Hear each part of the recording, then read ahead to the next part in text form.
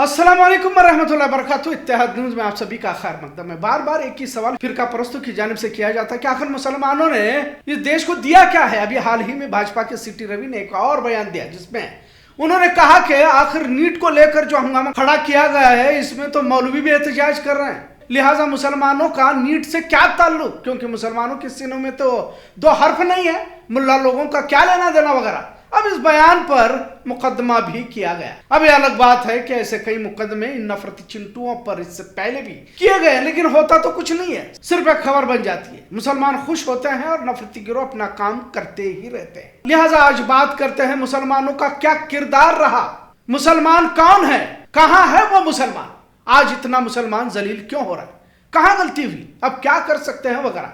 ये एक अलग मौजू है जिस पर अलग से वीडियो बनाया जा सकता है। आज बात करते हैं जो फिरका परस्त और खासकर भाजपा के कई ऐसे लीडर हैं जो मुस्लिम नफरत में इतना डूब चुके हैं कि सुबह शाम मुसलमान ही कहना है और यही इनके लिए ऑक्सीजन का काम भी करता रहता है और इनकी रोजी रोटी भी इसी से चलती रहती है। बहरहाल मुसलमान कौम वो है जिन्होंने इस दुनिया को जिंदगी जीने का पैगाम दिया है। इल्म की शमा जहालत के अंधेरों को भगाने के लिए इन्होंने तो जलाई है। जहां दुनिया की कहीं तहजीब, कहीं आबादियां जंगल में दरख्त के पत्ते खाकर गुजारा कर रहे थे, तब मुस्लिम दुनिया जदीद साइंसी इजादात से गुजर रही थी। भारत की भी तारीख को उठाकर देखते हैं तो मुगलों ने मुल्क की तरक्की में अहम किरदार निभाया। भले आज फिरका परस्ती से गाली देते होंगे, लेकिन मुगलों का किरदार अपनी जगह पर वाज़ेह है। आज भारत जहां मोदी हुकूमत के दौर में गरीबी, महंगाई, बेरोजगारी के सबसे ऊंचे मियार से गुजर रहा है, देश के 80% आबादी 5 किलो राशन पर गुजारा करने पर मजबूर है।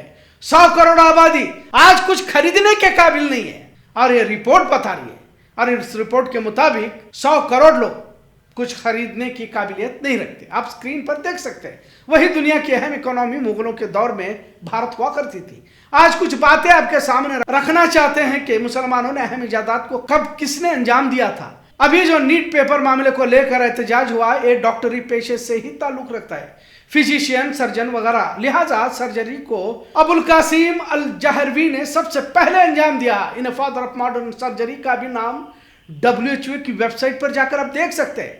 फादर ऑफ मॉडर्न सर्जरी का नाम इन्हें दिया गया। स्पेन में इनकी पैदाइश 936 ईस्वी में हुई। इनकी किताब अल तशरीफ में उन्होंने सैकड़ों चीजों का जिक्र किया, जिसमें सुई धागा के साथ नए सर्जिकल आलात की इजाद का तस्करा किया गया है जो इसमें मिलता है।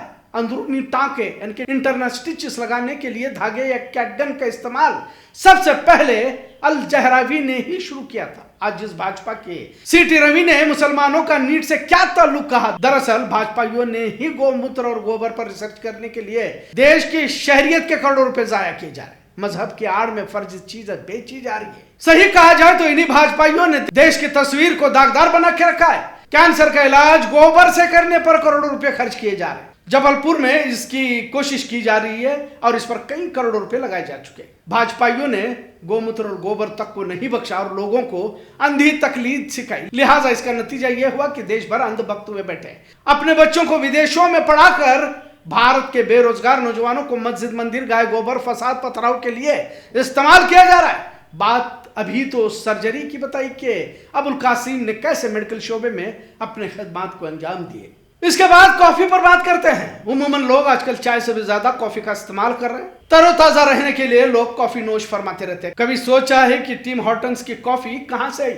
आइए इसे भी समझने की कोशिश करते हैं। ये कुछ वाकये हैं जो आपके सामने 5% या 2% कह सकते हैं जो मुसलमानों ने इस दुनिया को क्या दिया है इस सवाल के जवाब में।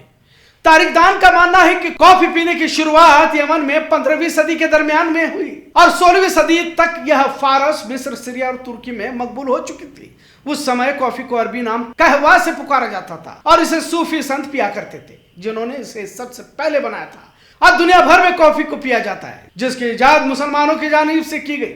भारत में भी कॉफी को लाने वाले बाबा बुडनगिरी थे जिनकी मजार चिकमंगलूर में है। कड़गू, चिकमंगलूर, हसन, यहाँ बड़े पैमाने पर कॉफी की पैदावार की जाती है जिसकी बुनियाद बाबा बुडनगिरी ने जो एक सूफी मुस्लिम थे। आज पेट्रोलियम के बाद कॉफी दुनिया भर में दूसरे सबसे ज्यादा खरीदो फरोख्त की जाने वाली चीज है। बार बार मुसलमानों के तालीमी पिछड़ेपन पर सवाल उठाए जाते हैं। यकीनन आज की कैफियत कुछ इस तरह है, इसे इनकार भी नहीं किया जा सकता, लेकिन दुनिया को तालीमी निजाम से आगाह करने वाले भी मुसलमान ही थे। आपको क्या लगता है कि दुनिया की पहली यूनिवर्सिटी ऑक्सफोर्ड या हार्वर्ड थी? नहीं, बल्कि मोरक्को के फैज में मुकीम अल करावियन यूनिवर्सिटी है। 859 ईस्वी में फातिमा अल्फीरी नामक एक ज़हीन मुस्लिम खातून ने अल करावियन यूनिवर्सिटी का कयाम अमल में लाया, जो डिग्री हासिल करने वाली पहली यूनिवर्सिटी और तालीमी इदारा साबित हुआ। आज के कुछ मौलवियों ने यकीनन नुकसान किया है। इसका मतलब ये बिल्कुल नहीं कि मुसलमानों के सीनों में कुछ भी नहीं है। आज भी इल्म की रोशनी से जहालत को दूर करने वाला मुसलमान ही है। भले आप जौहर यूनिवर्सिटी को बुलडोजर के जरिए तबाह करने की कोशिश कर रहे हो, इक़्तिदार में बैठकर यह हरकत जरूर अंजाम दे सकते हो, लेकिन इल्म तालीम यूं आसानी से नहीं खत्म होने वाला। इस्लाम में इल्म हासिल करने पर ज्यादा जोर दिया गया, तभी तो कुरान का पहला लफ्ज ही इक़रा है, जिसका मतलब पढ़ो, और नबी ने यही तालीम पूरे दुनिया की इंसानियत को दी। बहरहाल फातिमा अल्फीरी एक मजहबी खातून थी और फिक्री तरक्की के लिए कानूनी पेशे से वाबस्ता हो गई, जिससे कदीम तरीन यूनिवर्सिटी का कयाम अमल में आया। किताब पब्लिकेशन भी मुसलमानों ने ही शुरू किया, जबकि यूरोप किताबों से बहुत दूर था और अंधेरे में भटक रहा था। इस दौर को इस्लाम का सुनहरी दौर भी कहा जाता है। 8वीं सदी से 14वीं सदी में मुसलमान किताबों को लिखने छपाई करने में दुनिया में सबसे आगे रहे। अगर ईसाइयों की बात कही जाए तो किताबें सिर्फ चर्च तक ही महदूद हुआ करती थी। तब मुस्लिम सल्तनतों में किताबों का एक वसी और जदीद दौर फल फूल रहा था। मुसलमानों के लिए बगदाद इल्मी मरकज हुआ करता था। बहरहाल मंगोलों ने, खासकर चंगेज खान के पोते हलाकू खान ने बगदाद पर हमला किया और दुनिया की सबसे बड़ी लाइब्रेरी बैतुल हिकमा को जलाया और किताबों को दजला नदी में फेंक दिया। किताबों की लिखी स्याही, जिससे नदी का पानी कई दिनों तक काला रहा। कैमरे की इजाद करने वाला भी अबू अली अल हसन इब्न अल हैतम नामी मुस्लिम ही था। अब इनकी तफसीलात पेश करने का पूरा वक्त तो नहीं है, लेकिन आजकल बड़े चाव से मुसलमानों को लेकर सवालात पूछे जाते हैं। इनकी इमारतें जो आज भी शान से खड़ी है, वो खुद तो तामीर नहीं कर सकते। अब इनके नीचे मंदिर होने के दावे किए जा रहे, क्योंकि अब इस तरह की इमारतें तामीर तो इनके हाथ से होने वाली नहीं है। लिहाजा सत्ता में बैठे हैं तो तारीख़ हक़ाइक़ को बदलने की कोशिश कर रहे हैं। आज भाजपा में सबसे ज्यादा अनपढ़ लीडर पाए जाते हैं, सबसे ज्यादा रिश्वतखोर, असमत रेजी में मुलव्विस और क्रिमिनल्स पाए जाते हैं। लेकिन अपनी पहचान को छिपाना है तो मुसलमानों ने क्या किया के नारे को जोर से लगाना है ताकि हकीकत छिप जाए। आज भी मुसलमान तालीमी मैदान में आगे है। यह अलग बात है कि रोकने की साजिश जारी है। मुसलमानों ने न सिर्फ भारत को बल्कि पूरी दुनिया को क्या दिया, इसके तफसीलात पेश किए जाए तो कई सीरीज बन सकते हैं, लेकिन फिलहाल 2-4 ही ये मिसालें मुख्तसर बताकर आपको समझाने की कोशिश करें। आज कारपोरेशन का निजाम है वो शेरशाह सूरी का है। फौज पुलिस जो अंग्रेजों ने अपनाया वो भी मुगलों से ही लिया गया था। सिर्फ इल्जाम तराशी करना और फिर मुगलों की बात करने के बाद देश विरोधी कहने से सच्चाई नहीं बदली जाती।